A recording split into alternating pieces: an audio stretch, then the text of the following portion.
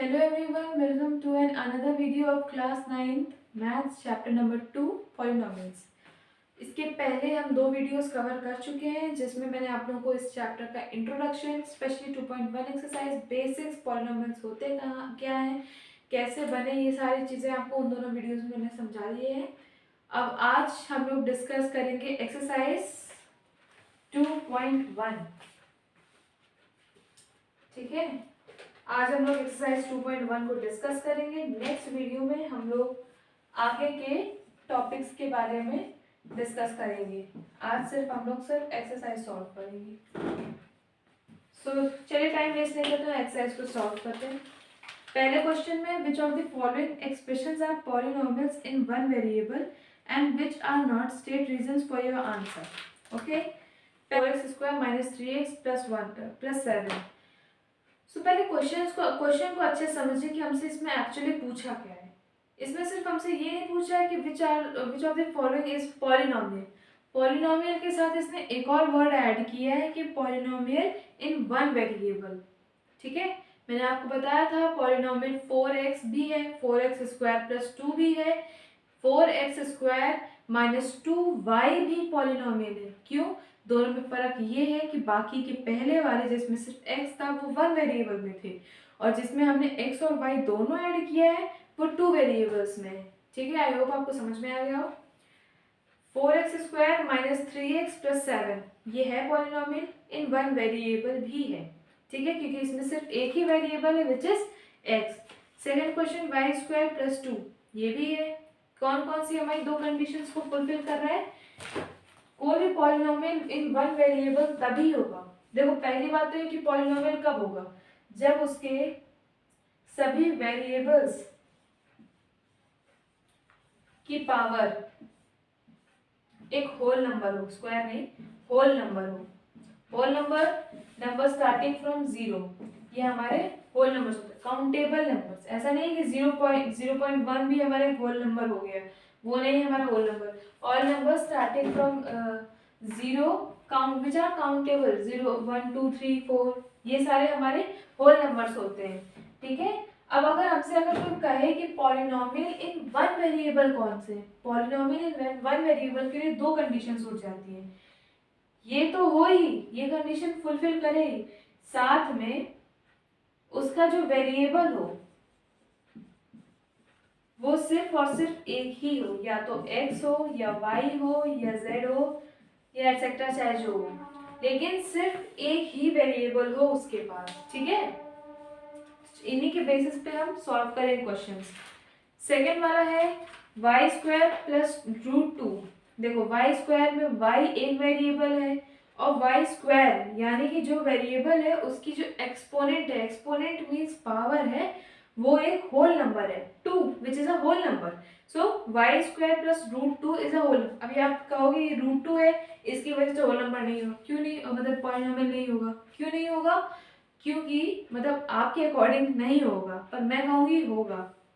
ऐसा इसलिए मैं कह रही हूँ क्योंकि √2 से हमसे कोई लेना देना नहीं है, it is just a constant.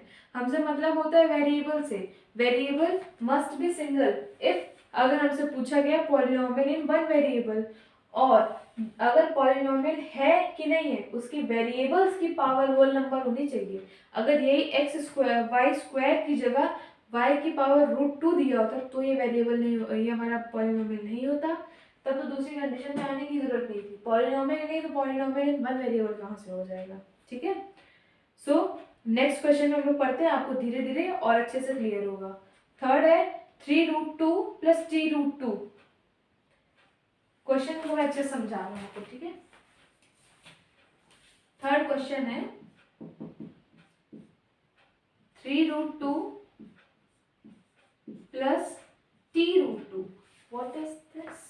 3√t है, सॉरी, and 2√t।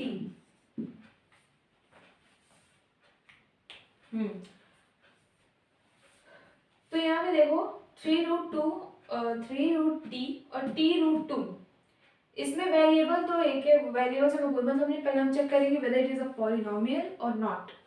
तो पॉलिनोमियल चेक करने के लिए वेरिएबल के पावर होल नंबर होना चाहिए। अब यहाँ पर √2 अब कैसे पता लगाएं कि होल नंबर है कि नहीं है? तो मैंने आपको बताया था चाहे √2 लिखा हो चाहे कोई भी वेरिएबल की पावर 1/2 बोथ आर सेम। √2 का या √x का मतलब क्या होता है? x to the power 1/2।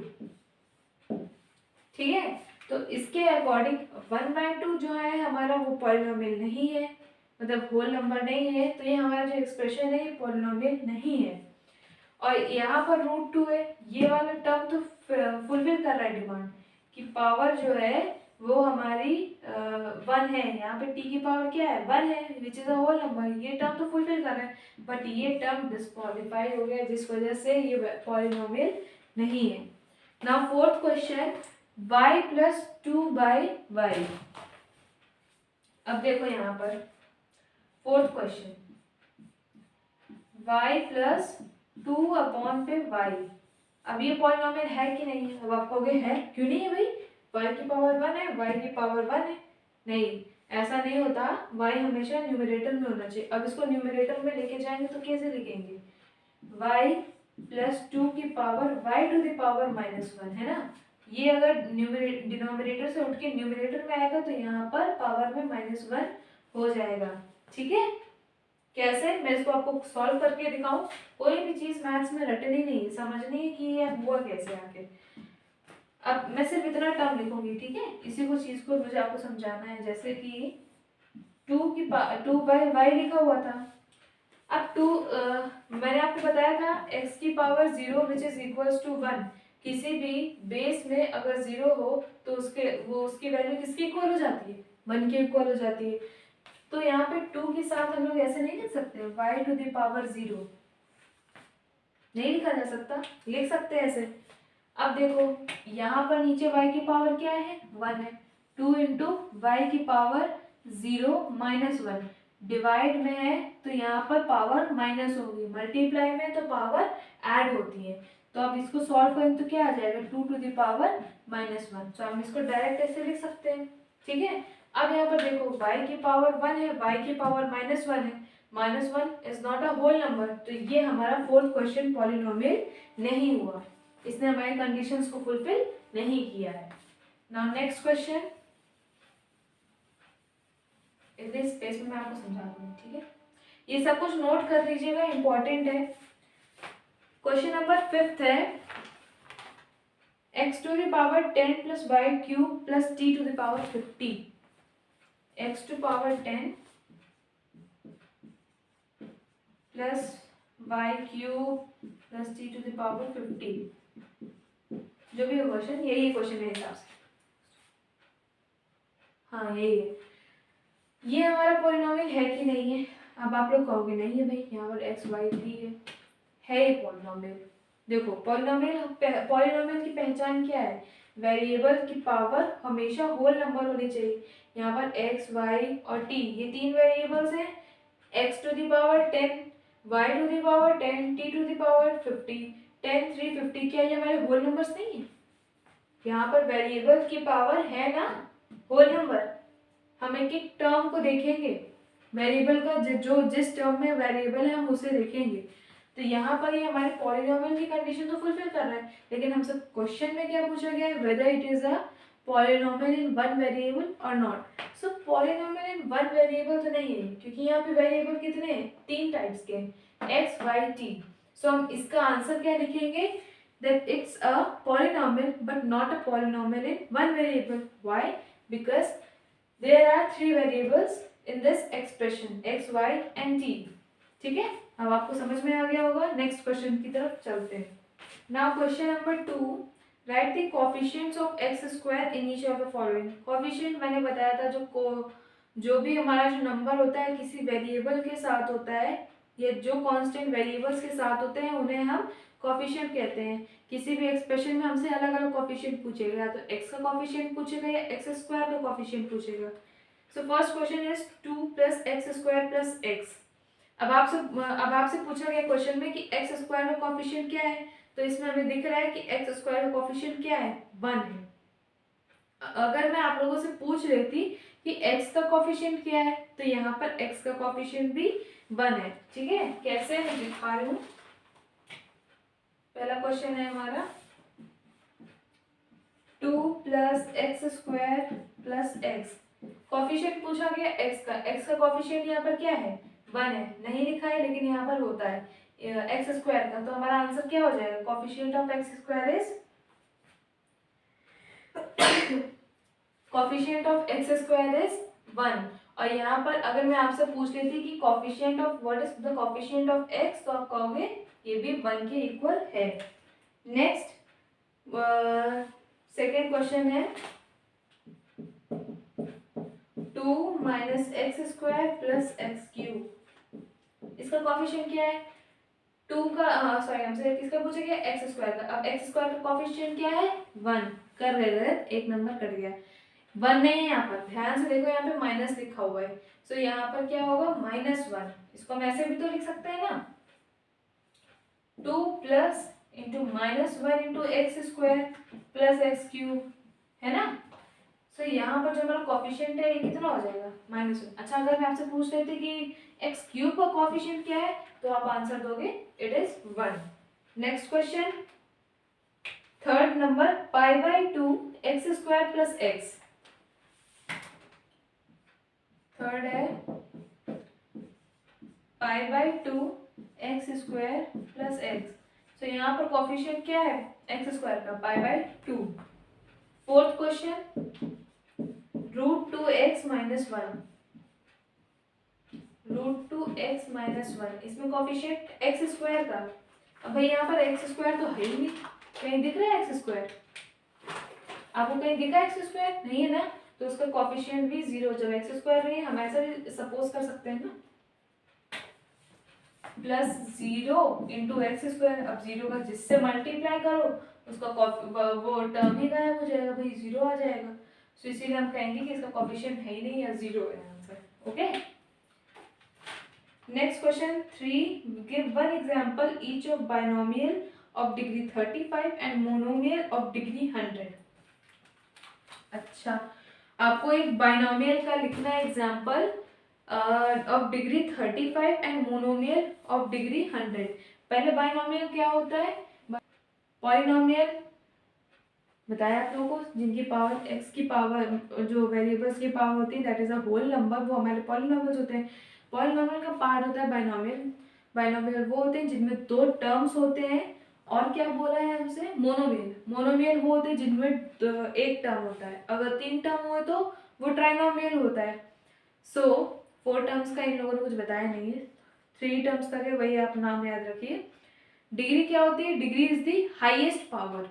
पूरा जो एक्सप्रेशन होता है जिस उसकी जो हाईएस्ट पावर होती है, यानी जो पूरा एक्सप्रेशन, मान लो ये एक्सप्रेशन है 2x + x² + 1, इस पूरे एक्सप्रेशन में जो वेरिएबल की हाईएस्ट पावर होती है, यानी x की पावर, यहाँ वेरिएबल हमारा x है और x की हाईएस्ट पावर क्या है 2 है, तो 2 हमारी डिग्री होती है।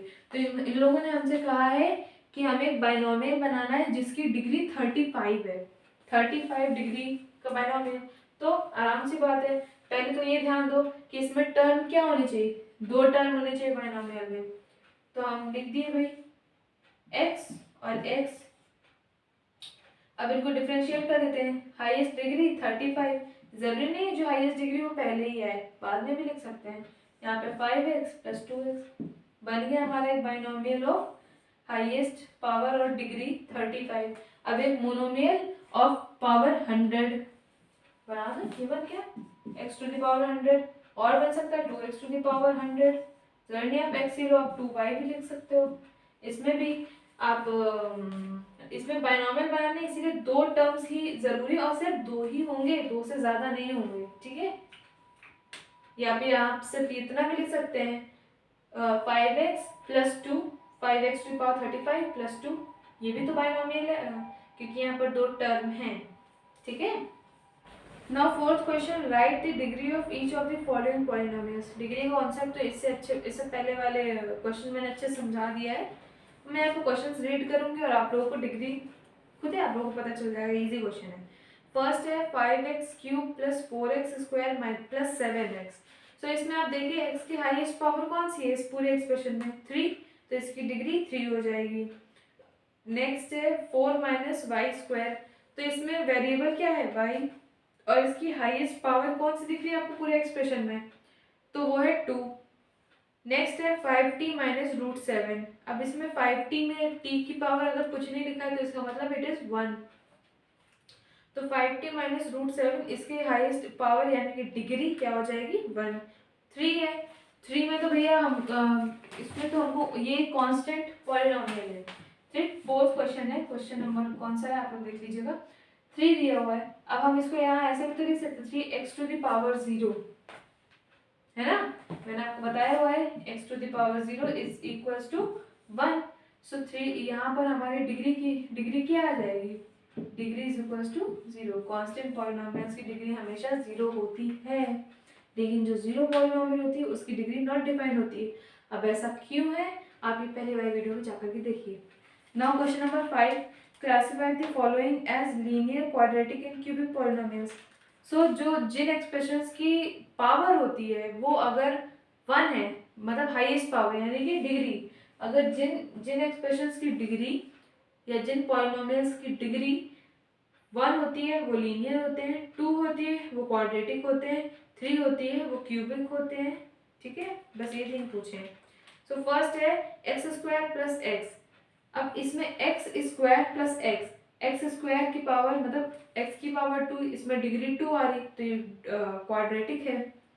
एक्स माइनस एक्स क्यूब, इसमें हाईएस्ट पावर यानी कि डिग्री क्या आ रही है 3 तो ये क्यूबिक है। Y plus y square plus 4, इसमें हाईएस्ट पावर 2 है यानी डिग्री 2 है तो ये हमारा क्वाड्रेटिक है।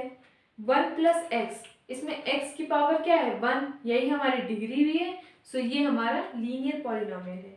3t, इसमें हाईएस्ट पावर यानी कि डिग्री क्या है 1 है तो ये भी हमारा एक लीनियर पॉलिनोमियल है। r स्क्वायर, क्वेश्चन नंबर 6 है r स्क्वायर, सो ये भी हमारा क्वाड्रेटिक पॉलिनोमियल है। क्यों, क्योंकि इसमें टर्म नहीं देखते हम लोग, इसमें डिग्री देखते हैं और डिग्री कितनी है इस बार 2 है।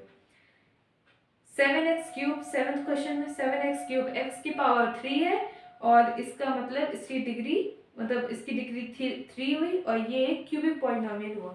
सो आपकी exercise 2.1 is completed. Next video में हम लोग एक्सरसाइज 2.2 का जो बेसिक्स है, हमें क्या ज़रूरत है, हम लोग नेक्स्ट जीरोस पढ़ेंगे, that what are zeros of polynomial और उन्हें कैसे निकालते हैं, क्या होते हैं, ये सारी चीज़ें हम नेक्स्ट वीडियो में कवर करेंगे और उसके बाद हम लोग एक्सरसाइज पे जाएंगे।